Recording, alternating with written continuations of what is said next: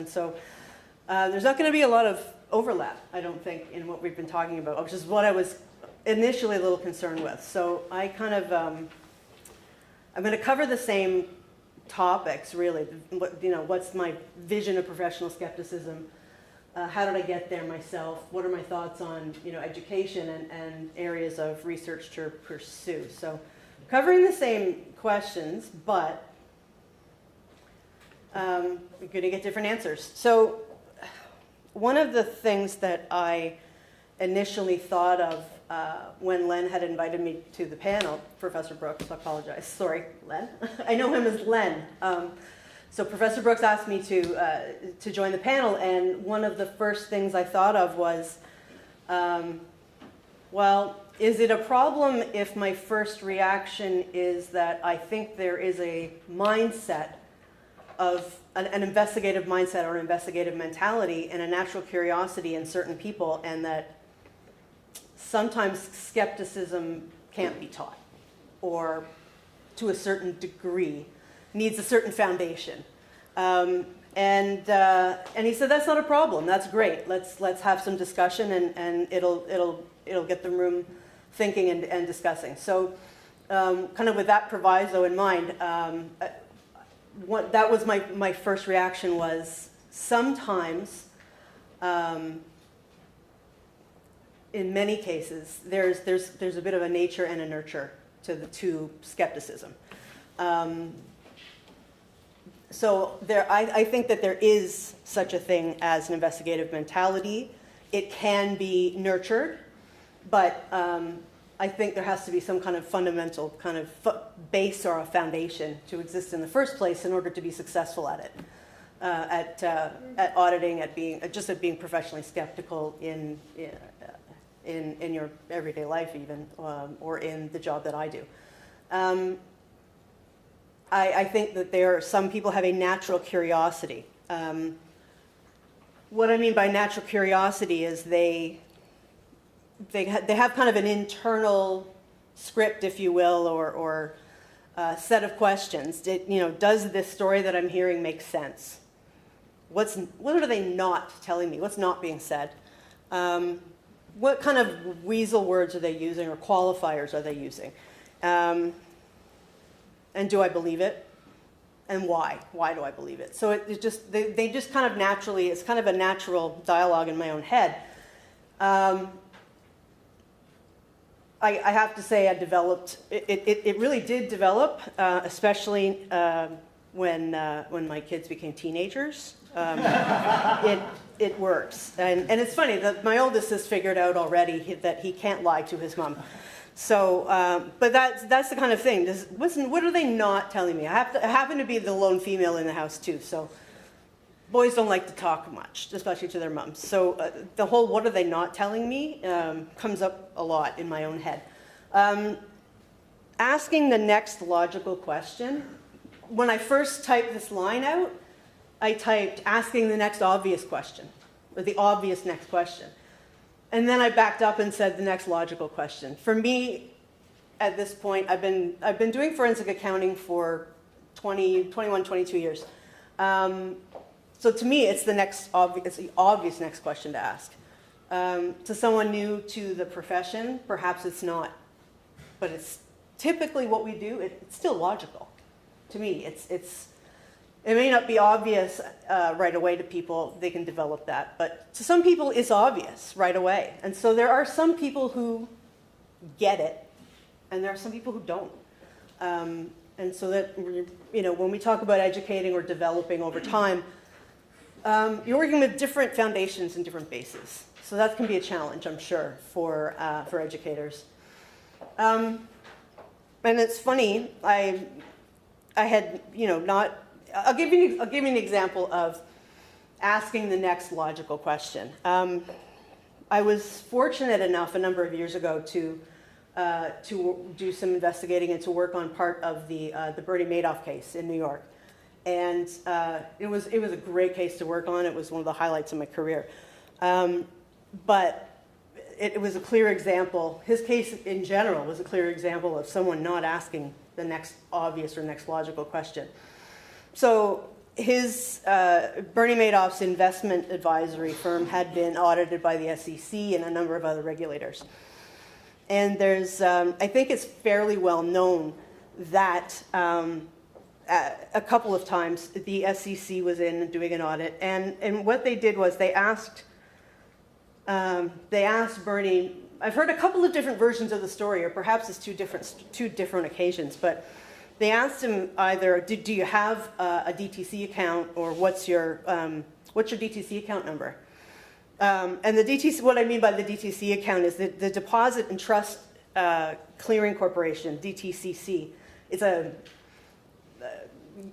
stock transactions are processed and cleared through this. It's a clearinghouse, but it's also I guess a safekeeping as well through electronic records. And so if Bernie Madoff was actually doing trading, he would have securities and activity going through his account at the depository trust company. And so one of the questions from the SEC auditors was either do you have one or what's your account number? And he rhymed off his account number. So I've heard two different versions of what happened next. Either the SEC, one version was the SEC didn't contact the DTCC to confirm it. Another version that I heard was the SEC did contact and confirmed that Bernard L. Madoff Investment Securities Company did have a DTC account. In either case, the next logical question was, what's in it? No one asked. No one asked and nobody knew. And it could have been, this Ponzi scheme could have been identified on numerous occasions way far back in its history. If someone had asked that next logical question, or can you send me a statement, or can you, anything other than, does he have an account? So that's unfortunate, but that's an example of not asking that next logical question. And some people have that natural curiosity, and some people don't. When I mentioned to my business partner that I was going to be doing this discussion about professional skepticism, he said, "Oh, are you going to talk about women's intuition?" And it didn't even occur to me to think about it. Because women, maybe because, I'm a mom of teenagers, so maybe I think of mother's intuition. I'd forgotten about this concept of women's intuition. It got me thinking, it got me looking, and I actually started to do a little bit of research on it. And it's debatable whether there is such a thing as women's intuition. I do believe in mother's intuition. But that just could be, an experience in my own household. But there's a little bit of research that says there might be something to this, to women's intuition. So I'll talk just a little bit about it. But another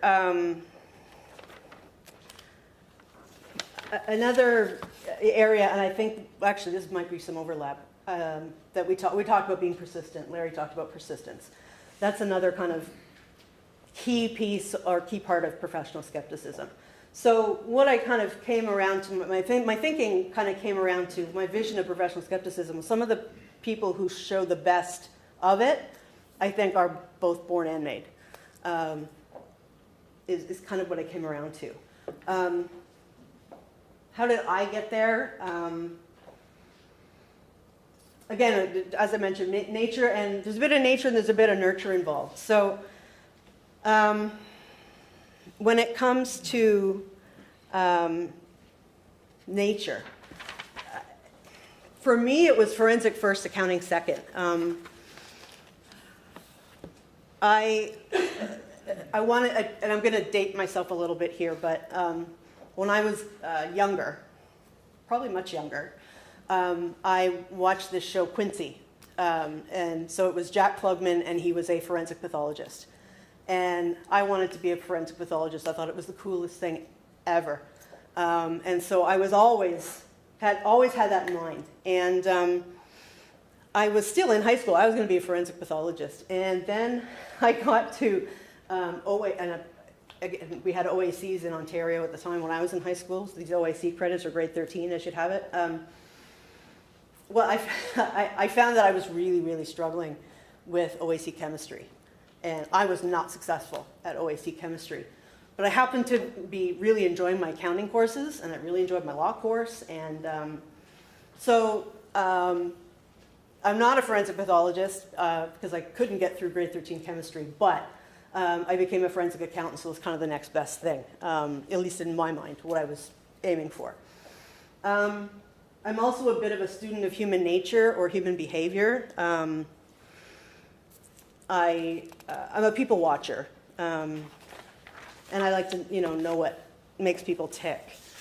I loved psychology, but I like money too much to major in psychology. So I minored in psychology. So I majored in finance and accounting because I couldn't do science. Majored in finance and accounting, but I minored in psychology. And I loved it. I thought it was just great. And I find that it has really, it's really helped in what I do. And then gut instinct is very difficult to describe, and just a little bit later on, maybe that's an area where I think maybe we can do some research about what really is a gut instinct. But I seem to have a good one, and I learned that over just time and experience. But there's also nurture. So I was very fortunate to have some strong role models and mentors. So even back in high school, this is going to sound corny, but Mr. Delville was my English teacher and my law teacher, and nurture is it's truly what he did. He nurtured curiosity. We got to talking one day just about the assassination of John F. Kennedy, and I said to him, I don't believe the official story, and that kind of sparked an ongoing discussion or discourse between us all throughout my semester, and he ended up contacting an author. There was an author who had written a book called Best Evidence, and it was about the Kennedy assassination, and it was the first book to have published autopsy photos. And basically the premise was we have to go to the best evidence, and the best evidence is the body itself. And so this teacher of mine contacted the author, said he had a student who was really interested. And so I got a signed, he had given me, by the end of the semester, a signed copy of this book. So I had this sense of curiosity, but he really nurtured that. And I don't know, that's just something that has stuck with me and will always stick with me. I've had some very good, some other mentors throughout my career. When I first moved into forensic accounting, I was working with a group of people. We were investigating a number of different failed banks in the Caribbean. And so I spent the first year kind of, for the most part, down in Jamaica. And we were there, and when you work with a group of people and you're a team and you're out of town and you have each other, you spend a lot of time together. And so I got to know some of these people really well, really early in my career. One of them was a retired OPP officer. He was, I think when he retired, he was second in command of the OPP. And he was too tough for me to let him know that he was a mentor of mine. I just kind of secretly stood back and observed and watched everything he did. I watched everything he said, just because it was fascinating to me. And I learned a ton. I just learned a ton from working with him just by sitting in on interviews and just watching the way he goes and listening to what he thought. I've also, I've had some very good training as well. Similar to Gary, I got my CA designation in September 1996. And I moved into forensic accounting in October 1996 because I'd done my audit and I was finished, and that's all I needed. So, but I joined the firm of Lindquist Avey, McDonald Baskerville, and they were, I guess, pioneers in forensic accounting in Canada. So I was very fortunate to work with some of the pioneers in the field. And I learned from some very good forensic accountants. And again, skepticism does develop over many years of practice. So I've been very fortunate to have been able to do this for so long and learn as I go. Thoughts on education? Education for accountants, especially when we're talking about skepticism, it needs to be obviously more than auditing or accounting and ethics. Maybe I'm partial to psychology because it was my minor, but being skeptical involves knowing how people think and tick, and I found the field of psychology really helpful in what I'm doing, even now.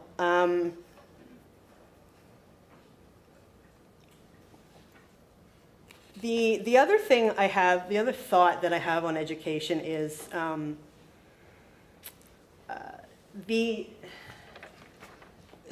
because experience, as my colleagues were mentioning, is so important in developing this skepticism, and because the brain, draws on past experiences. I was also very fortunate I went to business school at Wilfrid Laurier, and we had classes that I would say were even smaller than this. So regularly, very small classrooms and very case study heavy. Case study, case study, case study.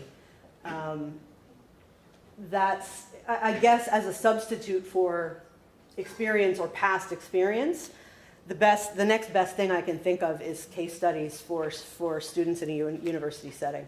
It was a great way to learn.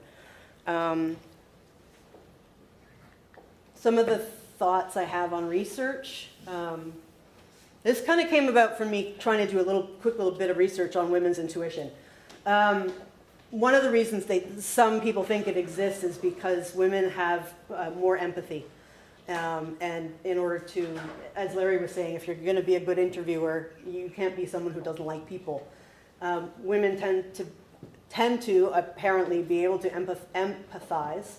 And when cognitive empathy refers to being able to get into someone else's head. The ability to do that helps people identify other people's motivations, and you can critically assess or be skeptical of what you're being told or what you're being given. Intuition, I'm curious about intuition. It plays a huge role in what we do. I don't know if enough is known about it.